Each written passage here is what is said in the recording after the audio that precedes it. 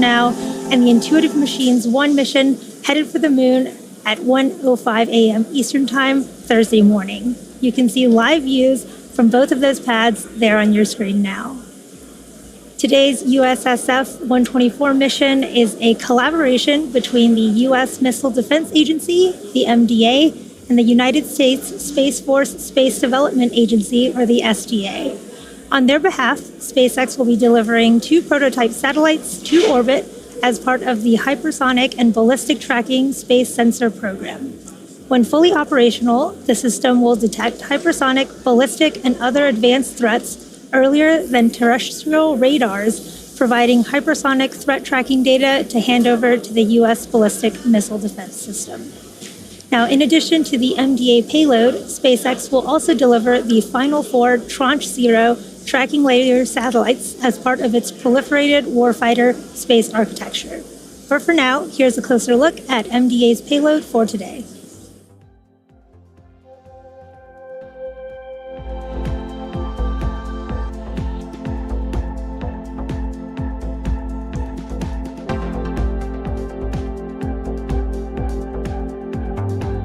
Missile Defense Agency Space Tracking and Surveillance System, or HBTSS demonstration satellites. Designed to last 4 years, the HBTSS satellites operated for over 12 years, demonstrating birth-to-death ballistic missile tracking and missile defense system fire control quality data as a test bed to study new ways to improve ballistic missile tracking from space. Today, HBTSS data informs the development of future missile defense sensor capabilities, such as those on board the Hypersonic and Ballistic Tracking Space Sensor, or HBTSS. How do ballistic missiles differ from hypersonic missile threats? Ballistic missiles fly a predictable path and spend most of the time in space. Hypersonic glide vehicles, or HGVs, which can fly in excess of 3,800 miles per hour, can change direction and altitude and vary their speed in flight within the atmosphere, posing a severe challenge to today's missile defense system. Powerful radars on Earth can view in-flight objects only as far as the horizon allows, and only within specific corridors. A global constellation of HBTSS tracking satellites will ensure continuous access to missile threats from launch to re-entry, while providing fire control tracking to the missile defense system. Since tracking satellites offer a global presence and persistence, they can augment Earth-based radars and fill viewing gaps to provide coverage from missile launch to termination of flight. The 2 HBTSS prototype space vehicles will work in tandem with radars based on land and at sea, and recently deployed Space Force tracking satellites to demonstrate and study how they can track hypersonic threats and provide targeting data for intercept. This demonstration will inform the future Proliferated Warfighter Space Architecture, PWSA, for the Missile Warning, Tracking, Defense Mission. Following these successful demonstrations, HBTSS will be part of a critical constellation of space sensors proliferated and operated by the Space Force. It will provide increased capability to track, target, and intercept hypersonic threats. As missile threats evolve, the Missile Defense Agency will continue leading efforts to improve the nation's defense capabilities. Here at just under T-minus 12 minutes, the payload is healthy and all systems are a go for an on-time liftoff this evening. Weather and range are also green for today's T0. For now, let's take a closer look at the rocket on your screen. Now, Falcon 9 is a 2-stage rocket and the first orbital class rocket capable of reflight. Since first taking flight in 2010, our Falcon 9 rocket has made 296 flights and delivered all sorts of payloads to orbit. The first stage, which is the tallest portion of the vehicle, provides 1.7 million pounds of thrust thanks to its 9 Merlin M1D engines. Today is the 7th flight of the booster you see currently on the pad, and this Falcon 9 was first launched almost 1 year ago in March of 2023 on the Crew 6 mission for NASA. This will be the 8th National Security Space Launch, or NSSL, of a SpaceX Falcon 9 since December of 2018, and the second NSSL launch under the Phase 2 contract awarded by Space Systems Command in 2020. Now, the 9 engines you see on the Falcon 9 are shown on the screen there, and the Falcon 9 is actually named after the Millennium Falcon from Star Wars, and that number 9 is for the 9 Merlin engines that you see on the screen of the first stage. But there are actually 10 engines on the rocket as a whole. The second stage has a slightly modified engine on it called the Merlin Vacuum, or MVAC engine. Now this engine has a larger diameter nozzle, which allows the second stage to be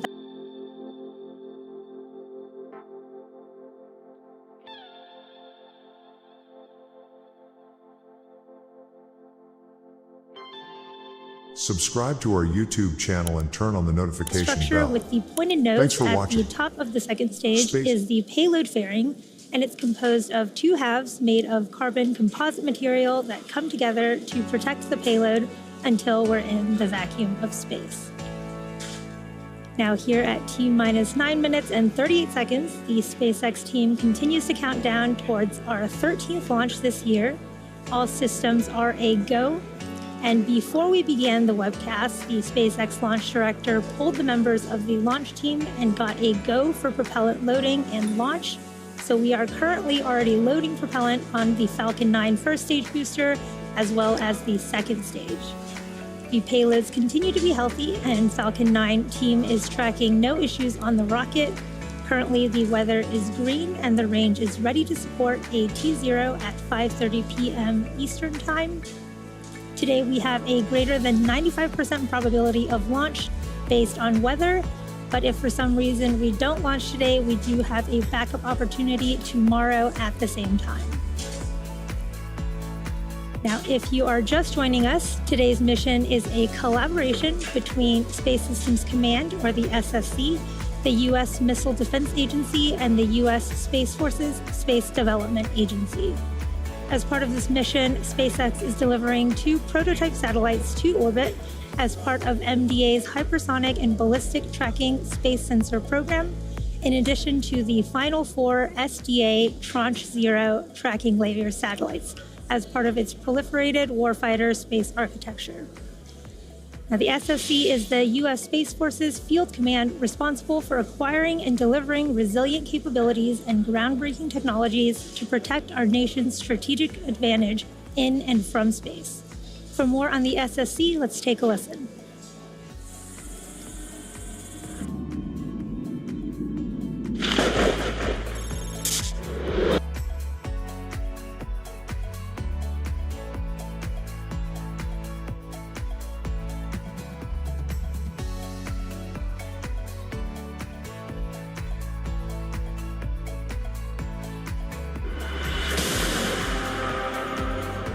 The satellites in orbit around our planet provide the critical infrastructure we use to defend and protect the security and prosperity of this world we all share. But space is no longer a benign environment. Adversaries and near-peer nations are actively working to dominate the most critical battleground of our day. At Space Systems Command, the time to act is now. The race is on. Our adversary is out there. They are going to work every day, trying to work harder, smarter, and faster than us. But we are making sure that that does not happen.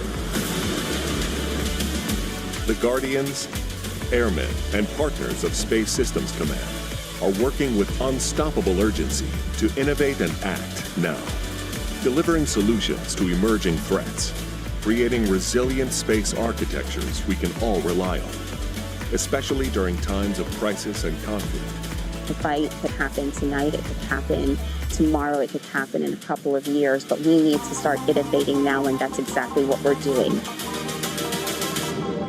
For Space Systems Command, working faster means breaking from the status quo, exploiting existing space architectures and capabilities in creative new ways, working with commercial industry, innovators and tech startups, and allied nations to exploit, buy, and build, to deliver better, faster, and more affordably.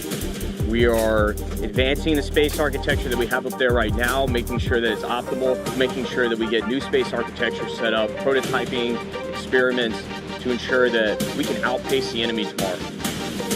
To maintain our lead in space, Space Systems Command has embraced a new culture, empowering its people to race forward, speak up, and connect with industry in unprecedented new ways.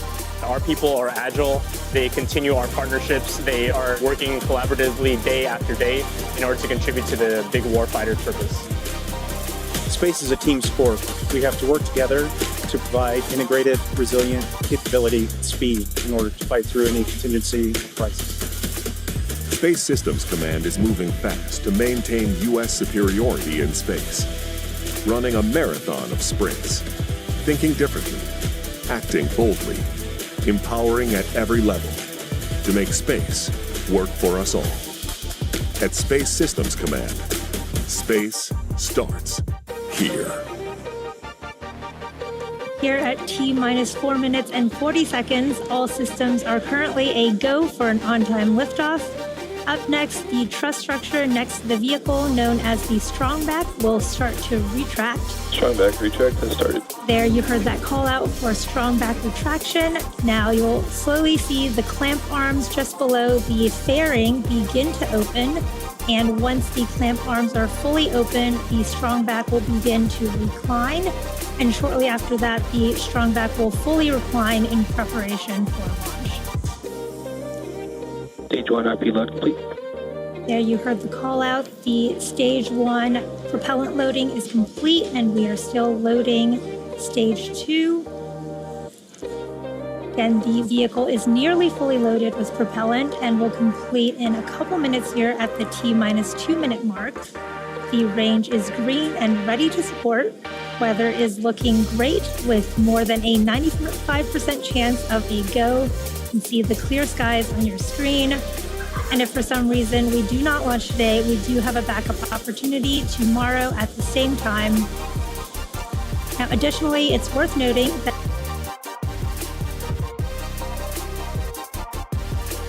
Subscribe to our YouTube channel and turn on the notification bell. Thanks for watching. Space Google this Air YouTube channel. flight.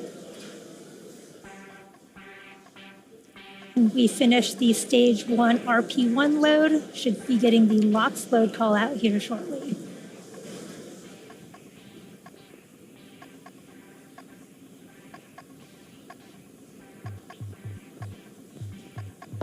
Stage 1 LOX load complete.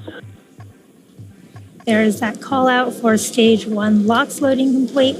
And we are just wrapping up stage 2 loading as well. And we should get that call out at the T-minus 2 minute mark.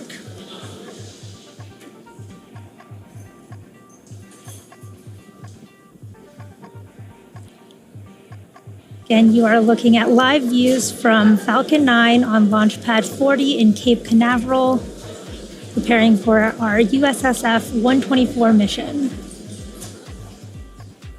We are finishing up loading propellant and liquid oxygen onto the Falcon 9 first and second stages.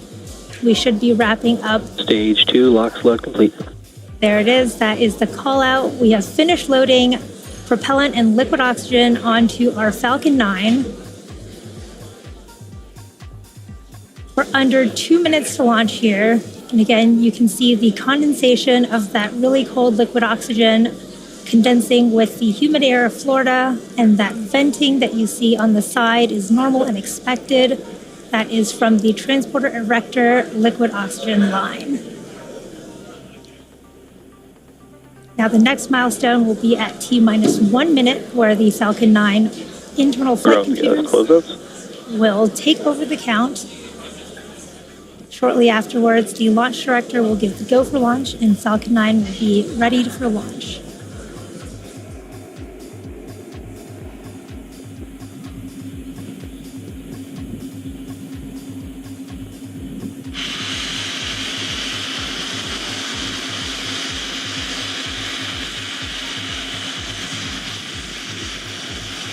Falcon 9 is in startup. Falcon 9 is in startup.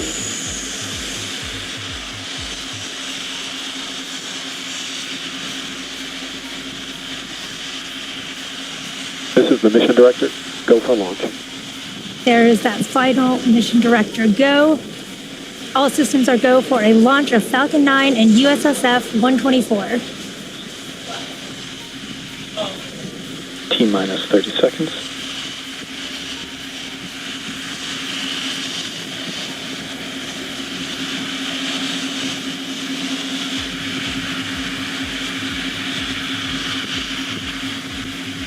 T-minus 15 seconds. T-minus 10, 9, 8, 7, 6, 5, 4, 3, 2, 1. Ignition and liftoff. Go Falcon, go 124.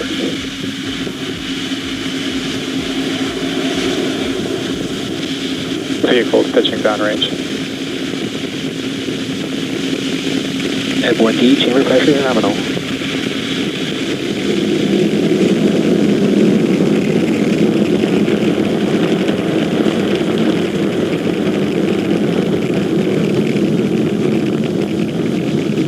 Successful liftoff from Space Launch Complex 40 in Cape Canaveral, Florida. Love is in the air today, and now Falcon 9 is too. Our next milestone is at the T plus 1 minute and 12 mark, which will be max Power Q. telemetry nominal. And max Q is the moment of peak mechanical stress on the rocket.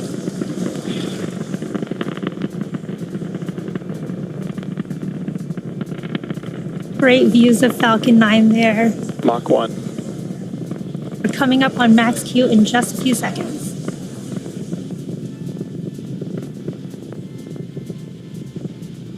Max Q. There was max Q, and you could see the really cool view of Falcon going supersonic. You could see that little sonic boom in the live views there. And coming up in just about a minute here are MVAC engine chill has started. 4 events in rapid succession. So the first will be main engine cutoff, and this is where all 9 of the Falcon first stage M1D engines will shut off in preparation for stage separation, which is when the first and second stages will separate, followed by second engine startup, which is when that Merlin vacuum engine of the second stage will start up to boost the payload to low Earth orbit. And then the last event is the boost back burn, where the Falcon 9 first stage will ignite to orient itself to head back to land. Now you can see these events will start in just about 10 seconds here with main engine cutoff.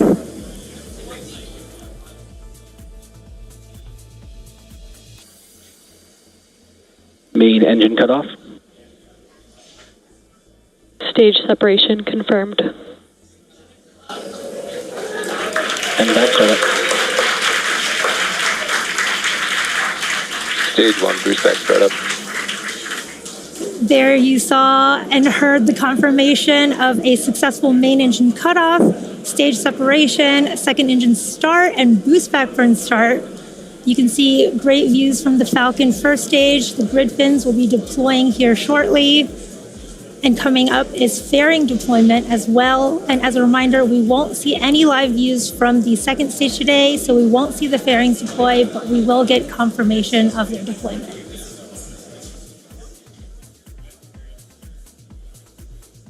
Fairing separation confirmed. There you heard that call out for successful fairing deployment. Now, coming up next is the end of the boost back burn, which will be happening in just under 10 seconds here.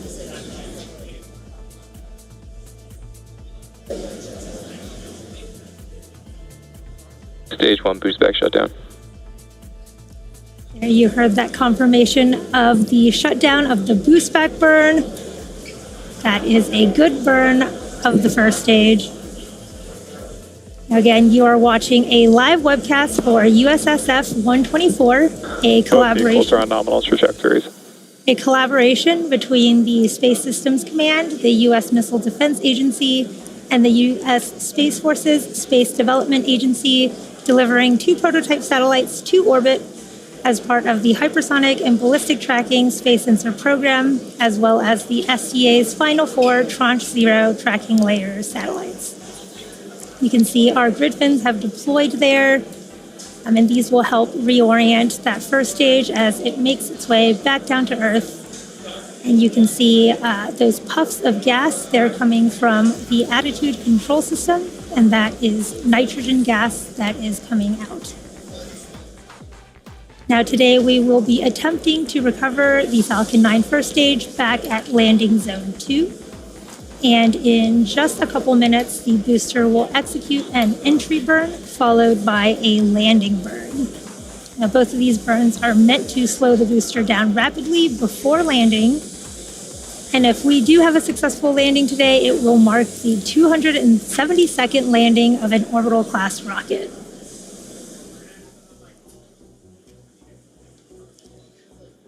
Now, in order to make its way back down to land for orbit, Falcon 9 does have 2 more burns to execute. We already performed our boost back burn, so coming up next is the entry burn in just about a minute. And this is where 3 of the Merlin engines of the first stage will reignite, and this will help slow the stage down as it re-enters the upper parts of the Earth's atmosphere. And then the third and last burn is the landing burn, and this is a single engine burn that brings the vehicle speed down rapidly in order to land back on Earth.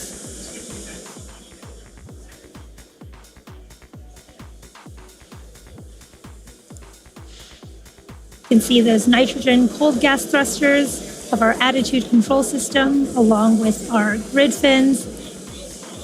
Those are hypersonic grid fins, and there's 4 of them around the top of the Falcon first stage.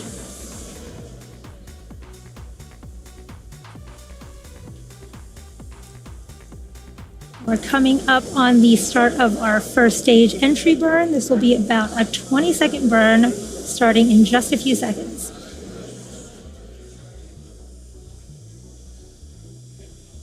Stage 1 entry burn. There is the start of our stage 1 entry burn.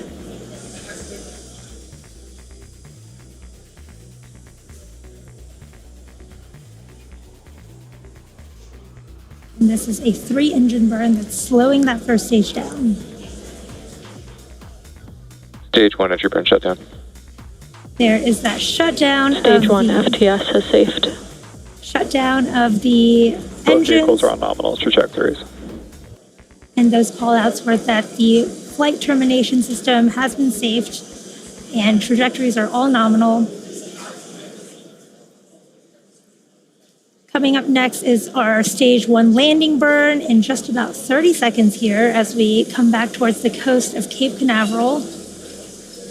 Again, there are 4 landing legs arranged around Falcon 9 first stage, which will deploy just prior to landing. Stage 1 is transonic. The vehicle is traveling around 900 miles per hour right now, so that landing burn is really going to slow it down.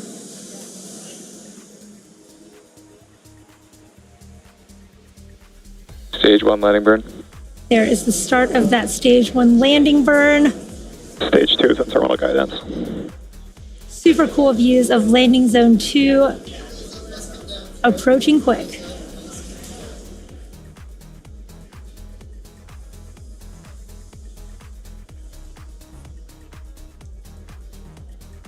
Stage 1 landing leg deploy.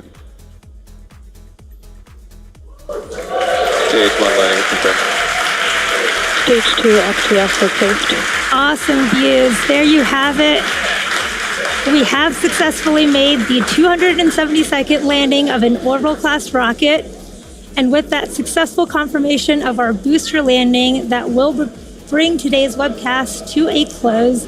We'd like to give a heartfelt thank you to the United States Space Force for entrusting us with today's mission. And before you go, as many of you know, February is Black History Month. Since 1976, the United States has designated this month of February as a time to recognize and celebrate the critical roles that Black Americans had and continue to have in shaping our history. Diversity in backgrounds, mindsets, and perspectives is critical to making humanity multiplanetary, and this month we honor the achievements and contributions made by Black Americans throughout history. And every day we strive for a work environment that allows all employees to do their best work. So thank you for your interest in SpaceX and for tuning in. Again, today we are attempting 3 launches in within roughly 8 hours from 3 different launch pads across the country. So if you're interested in more launch coverage, be sure to check out spacex.com/launches and stay tuned for the upcoming Starlink launch here from Vandenberg, California in just under 2 hours. You can see the launch pad on the left of your screen, as well as the Intuitive Machines 1 mission planned for 1:05 a.m. Eastern Time at Launch Complex 39A at Kennedy Space Center that you'll see on the right of your screen there. Thanks again for tuning in, and we hope to see you soon. Subscribe to our YouTube channel and turn on the notification bell. Thanks for watching. Space Google Visser YouTube channel.